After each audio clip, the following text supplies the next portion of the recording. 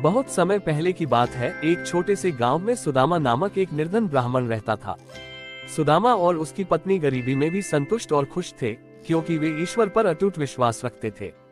सुदामा की पत्नी जानती थी कि उनके पति भगवान कृष्ण के घनिष्ठ मित्र हैं, जो द्वारका के राजा थे। एक दिन सुदामा की पत्नी ने सुदामा से कहा, तुम्हारे मित्र कृष्ण अब राजा बन गए हैं। तुम्हें उनसे मिलना चाहिए और अपनी गरीबी की समस्या बतानी चाहिए। वे अवश्य हमारी सहायता करेंगे। सुदामा ने पहले तो संकोच किया, लेकिन पत्नी के आग्रह पर द्वारका जाने का निर्णय लिया। सुदामा अपनी पत्नी द्वारा दी गई चिड़े की पोटली लेकर द्वारका पहुंचा। द्वारका पहुंचने पर सुदामा ने कृष्ण के महल के द्वार पर दस्तक दी। द्वारपाल ने जब सुदामा की दशा देखी तो उसने संदेह किया, लेकिन सुदामा का नाम सुनते ही कृष्ण स्वयं दौड़े आए और अपने मित्र को गले लगा लिया। कृष्ण ने सुदामा का स्वागत राजकीय सम्मान के साथ किया और उनका हालचाल पूछा।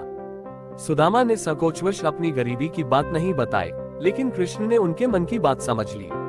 उन्होंने सुदामा से कहा, भाई, क्या तुम मेरे लिए कुछ लाए हो? सुदामा ने लज्जा के साथ चिड़े की पोटली कृष्ण को दी। कृष्ण ने उस पोटली को बड़े प्रेम से लिया और खाने लगे। सुदामा ने द्वारका में कुछ दिन बिताए और फिर अपने गांव लौट आया। जब वह अपने घर पहुंचा तो उसने देखा कि उसकी झोपड़ी की जगह एक सुंदर महल खड़ा था। उसकी पत्नी और बच्चे सुंदर वस्त्र पहने हुए थे और उनके पास बहुत धन संपत्ति थी। सुदामा समझ गया कि यह सब कृष्ण की कृपा है। सुदामा ने अपने जीवन में कभी भी धन की लालसा नहीं की थी, लेकिन भगवान कृष्ण ने उनकी निष्ठा और भक्ति को देखते हुए उन्हें यह वरदान दिया। सुदामा और उसकी पत्नी ने हमेशा भगवान कृष्ण का धन्यवाद किया और उनकी भक्ति में लीन रहे।